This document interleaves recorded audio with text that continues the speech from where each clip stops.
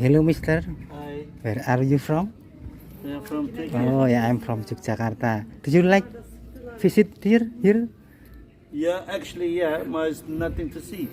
Oh, why do you like this place, Water Castle? We don't see nothing. Oh, thank you, yeah. you. Okay. Nice to meet you. Nice to meet you. Bye-bye. Nice to meet you. Ya, assalamualaikum warahmatullahi wabarakatuh ya. Ketemu lagi dengan TV Lebaran, TV-nya orang yang butuh hiburan.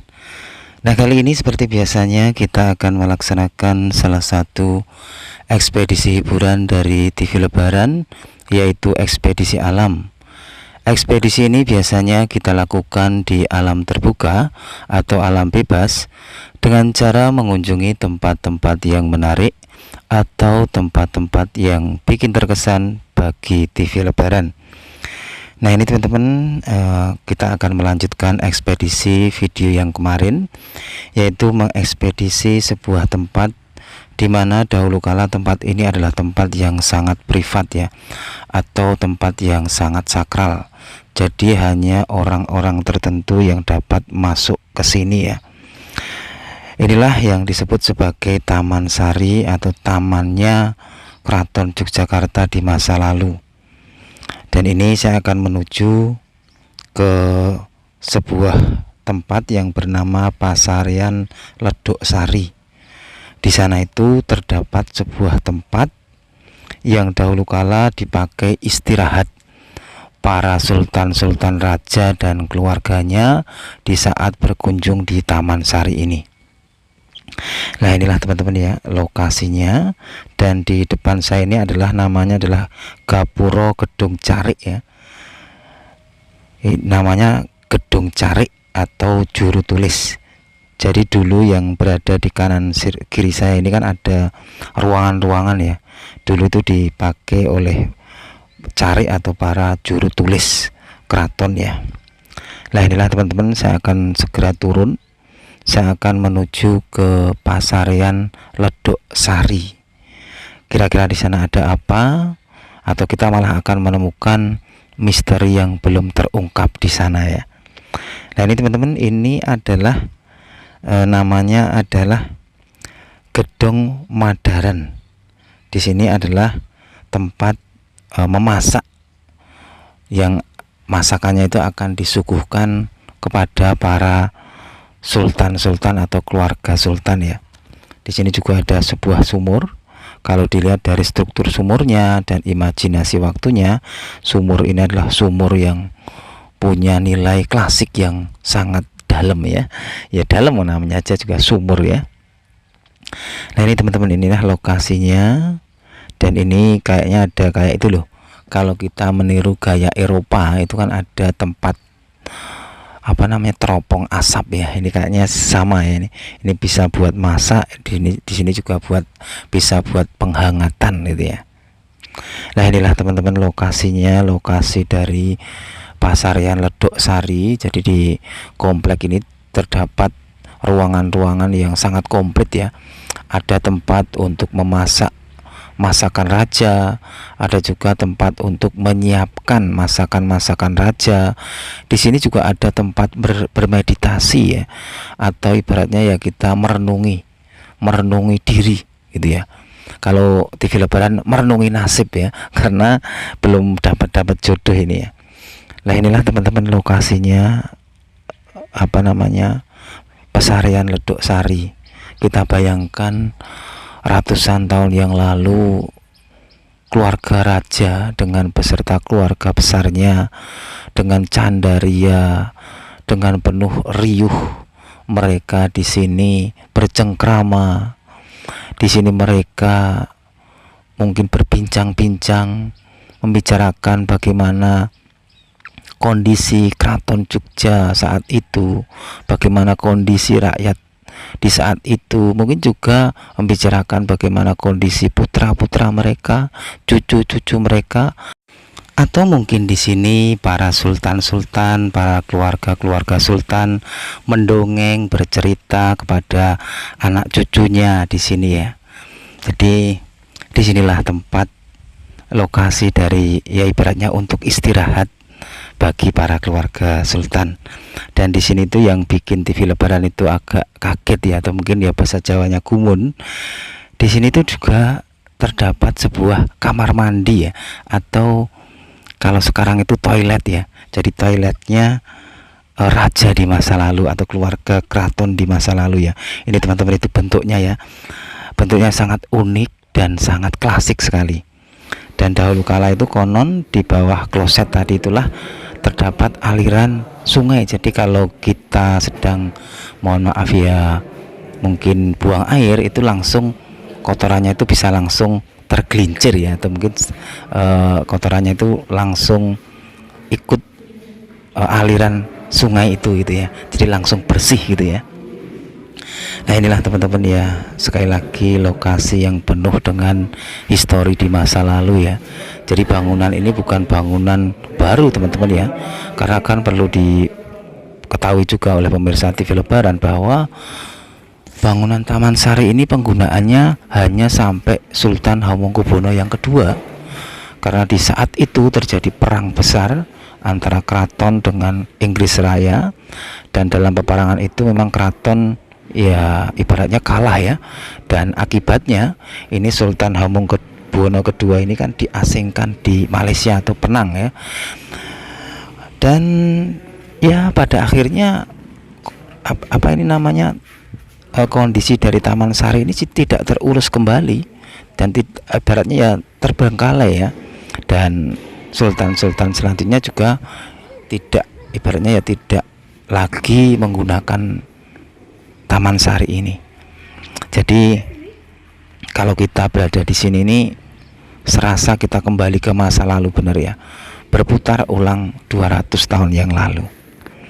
Nah ini teman-teman, ini adalah tempat tidurnya dari sultan atau permaisuri sultan ya. Bagaimana spring bed di masa lalu itu seperti ini ya, tidak ada empuk-empuknya ya, karena ini kan terbuat dari plesteran ya. Jadi ya tidak ada empuk-empuknya. Kalau sekarang kan spring bed sudah mentul-mentul ya, apalagi spring bed yang harganya bisa jutaan ya. Kalau dahulu spring bednya hanya sebuah plesteran, jadi sangat keras ya, kemungkinan besar dikasih alas ya. Nah ini teman-teman ya, saya akan lanjutkan lagi mengekspedisi dari lokasi Taman Sari, sebuah hasil karya Sultan Hamengkubuwono pertama, pendiri Yogyakarta, yang saat ini masih berdiri kokoh, yang kita ekspedisi ya. Nah ini teman-teman, di depan saya ini sebenarnya adalah pintu gerbang utama, pintu gerbang masuk dari komplek Taman Sari ini. Karena kan bagi pemirsa TV Lebaran mungkin yang belum tahu ya, saya juga pertamanya juga belum tahu. Saya mengira kalau pintu gerbang masuk ke Taman Sari atau kita di saat membeli tiket itu adalah pintu gerbang utama untuk masuk ke komplek Taman Sari. Ternyata tidak teman-teman ya. Ternyata di saat kita membeli tiket itu, di sanalah sebenarnya adalah bagian belakang dari komplek Taman Sari ini. Dan bagian pintu utama itu ya ini tadi yang berdiri kokoh menjulang tinggi itu ya, itu namanya adalah Gapura Ageng. Jadi di saat itu, di saat raja atau keluarga raja mau datang itu, mereka itu lewat pintu Gapura Ageng itu. Dan ya tentu saja di depan Gapura Ageng kan ada sebuah bangsal ya, kalau zaman dahulu masih ada. Dan di situ tuh ya terdapat ya mungkin kayak suguhan-suguhan atau mungkin ya persembahan-persembahan yang diperuntukkan untuk para raja atau keluarga raja yang baru saja datang gitu ya. Jadi sangat-sangat sakral betul lokasi ini. Jadi tepat kalau kemarin itu saya membuat video, saya beri judul beginilah rasanya jadi Sultan Jogja sehari ya. Kenapa? Karena betul-betul lokasi yang saya kunjungi saat ini, betul-betul di saat itu adalah lokasi yang sangat sakral ya. Tapi sekarang kita sebagai rakyat kecil, orang biasa bisa ya ibaratnya kita itu apa namanya itu napak tilas ya, kita bisa napak tilas bagaimana seorang sultan, bagaimana seorang raja di masa lalu sedang menikmati keindahan sebuah taman air, yaitu Taman Sari.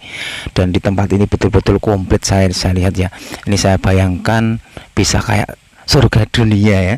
Ada permaisuri yang cantik, ada makanan-makanan yang lezat, ada tempat untuk merenungi nasib, komplit ya. Di sini juga ada pemandian ya. Jadi Taman Sari ini memang diperuntukkan ada 3 ya. Yang pertama adalah untuk rekreasi atau bertamasya para keluarga sultan. Yang kedua adalah buat religi juga. Dibuktikan di sini ada sebuah masjid, namanya Masjid Bawah Tanah, dan di sini juga ada buat pertahanan, karena kita lihat juga banyak apa namanya benteng-benteng yang sangat kuat ya, dan juga ada gedung yang tinggi, itu kan bisa dipakai buat memantau musuh juga. Jadi ada 3 fungsi dari Taman Sari ini. Pertama buat rekreasi, yang kedua buat pertahanan, yang ketiga buat merenungi nasib ya, atau kayak bermeditasi atau religi, mendekatkan diri kepada Tuhan Yang Maha Esa lewat meditasi. Nah ini teman-teman, saya akan menuju ke ini Masjid Bawah Tanah, tapi saya kaget juga ya, karena memang saya sudah lama nggak datang kemari, kok saya melihat itu kunci dari pintu Masjid Bawah Tanah ini kok apa ya, terkunci atau tidak dibuka.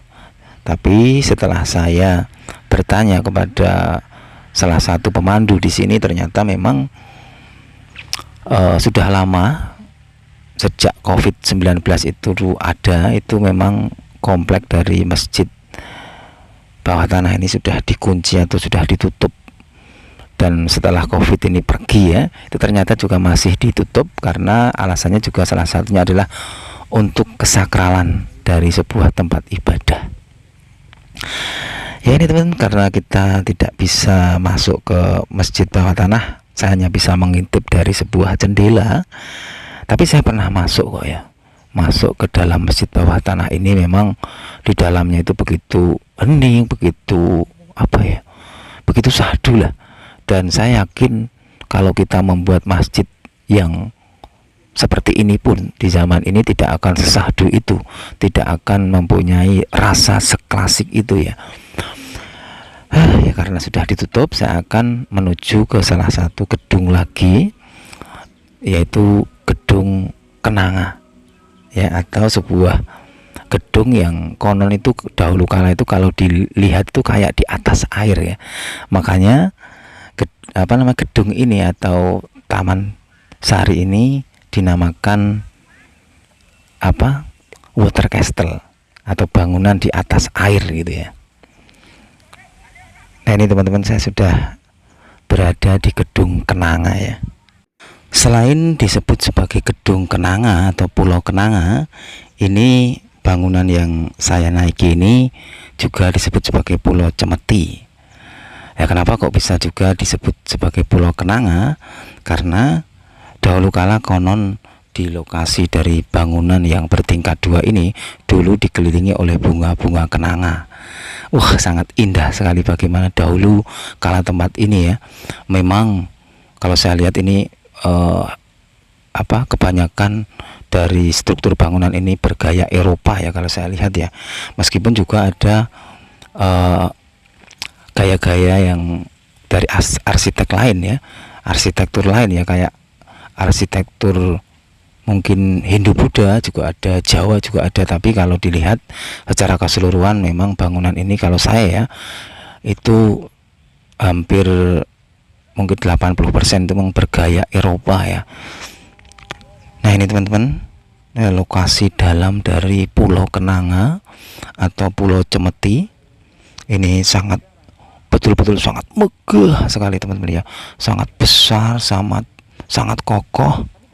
Dan saya tidak bayangkan bagaimana dahulu kala di saat lokasi ini masih eksis ya, berkumpul bersama keluarga besar, mungkin ada rajanya, ada selirnya, ada putra-putrinya, ada pamannya, ada pokoknya komplit mungkin ya di sini ya. Kita bayangkan aja dahulu kala tentu penuh dengan riuh, penuh dengan candaria, atau juga mungkin ada cerita sedih juga di sini ya, karena bagaimanapun juga Keraton Jogja ini kan kayak sebuah negara besar dan atau mungkin kayak sebuah keluarga besar. Tentu saja yang namanya keluarga atau negara besar tentu saja ada ya percikan-percikan masalah, percikan-percikan mungkin itu namanya apa? Kontroversi ya, bahasa gaulnya ya. Tentu aja ada saja namanya juga keluarga besar ya. Dan kita lanjut lagi ya teman-teman, ekspedisi kita kali ini di sebuah tempat yang dahulu kala betul-betul menjadi tempat yang sakral, tempat yang betul-betul sangat privat, hanya orang-orang tertentu yang bisa masuk di lokasi ini. Tapi setelah 200 tahun berlalu, lokasi ini menjadi tempat, ibaratnya tempat wisata atau tempat membaca histori Keraton Jogja di masa lalu bagi rakyat Jogja dan juga seluruh rakyat Indonesia tentunya ya, atau juga malah juga ada orang luar negeri ya. Karena kalau saya lihat juga banyak turis-turis asing tuh yang sangat tertarik dengan Keraton Yogyakarta ya, karena kan kemungkinan besar di sana itu juga, atau di negara sana itu juga ada kayak kerajaan-kerajaan juga di masa lalunya ya.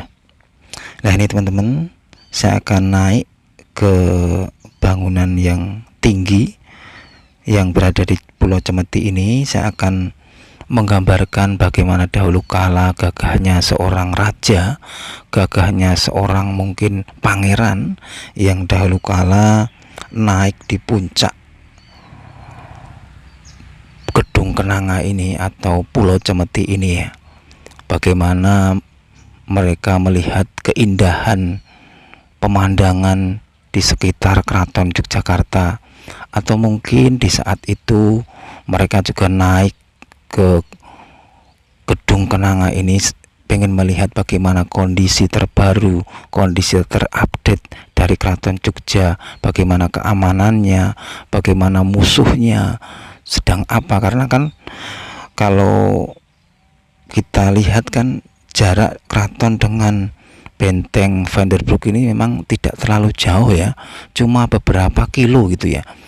Ya itulah memang taktiknya Belanda itu betul-betul ya jitu ya. Jadi mereka membangun sebuah benteng yang dibangun di lokasi yang memang sangat berbahaya ya, dan punya pengaruh besar pada masyarakat pribumi ya, yaitu Kesultanan Jogja.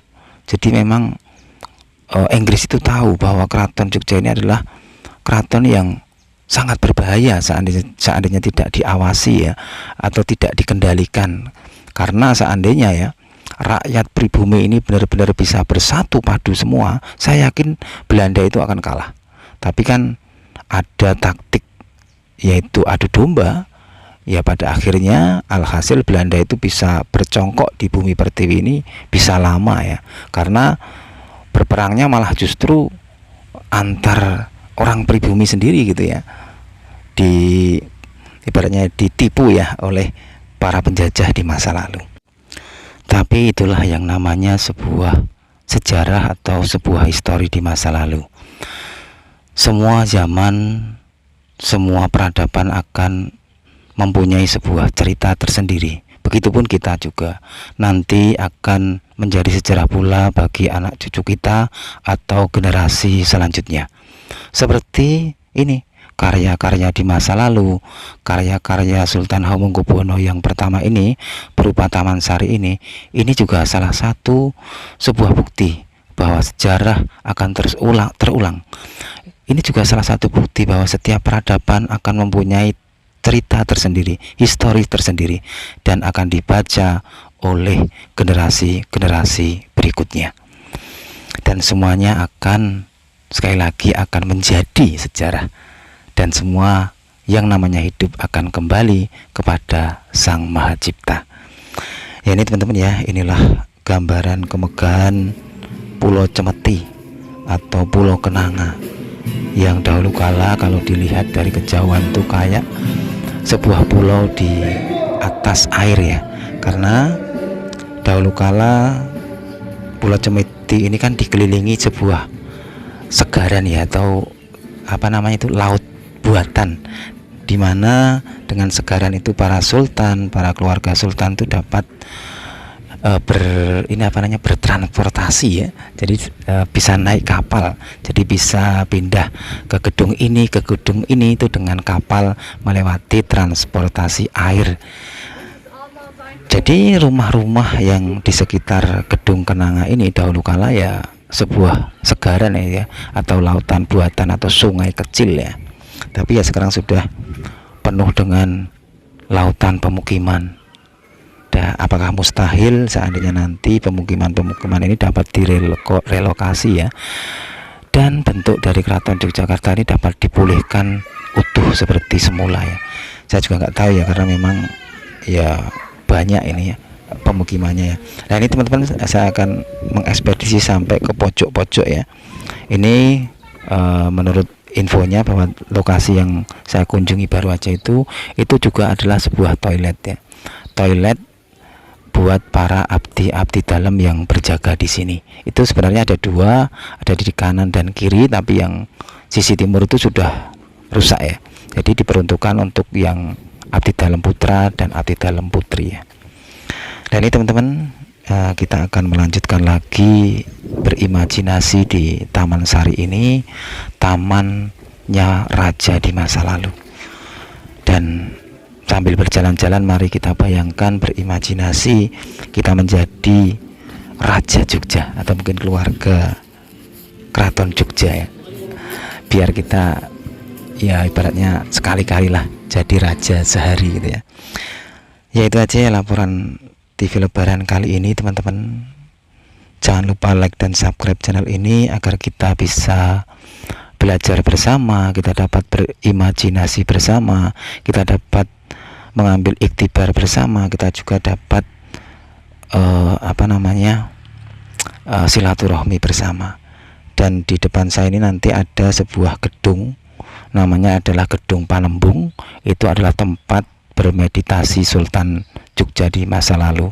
Jadi ini juga salah satu bukti bahwa Taman Sari ini juga sebagai tempat religi atau tempat bermeditasi atau mendekatkan diri kepada Tuhan Yang Maha Esa.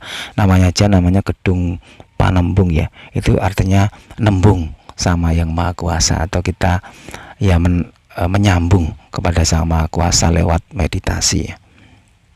Ini lokasinya teman-teman ya, lokasinya begitu hening, lokasinya begitu sahdu, lokasinya begitu bikin merinding juga ya. Nah ini teman-teman, di atas itu kan ada ventilasi ya, jadi dahulu kala di sekitar ventilasi itu, dahulu kala di bawahnya itu adalah aliran air. Jadi itu juga salah satu mungkin cara untuk mengademkan lokasi ini, karena kan mungkin kalau siang ya panas ya, karena kan di bawah tanah yang dikasih plesteran seperti ini tentu panas, dan mungkin air itu juga salah satu menjadi pendingin ya, atau AC-nya Taman Sari di masa lalu. Nah ini teman-teman, karena saya sudah full ya, kita mengelilingi komplek Taman Sari ini, saya akan ya ibaratnya pamit lah itu ya.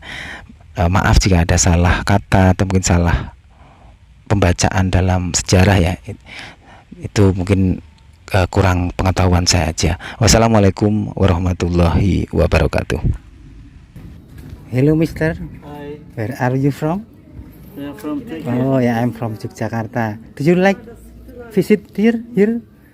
Yeah, actually, yeah, there's nothing to see. Oh, where do you like this place, Water Castle? We don't see nothing. Oh, thank you, yeah. you. Okay. Nice to meet you. Nice to meet you. Bye-bye. Nice to meet you.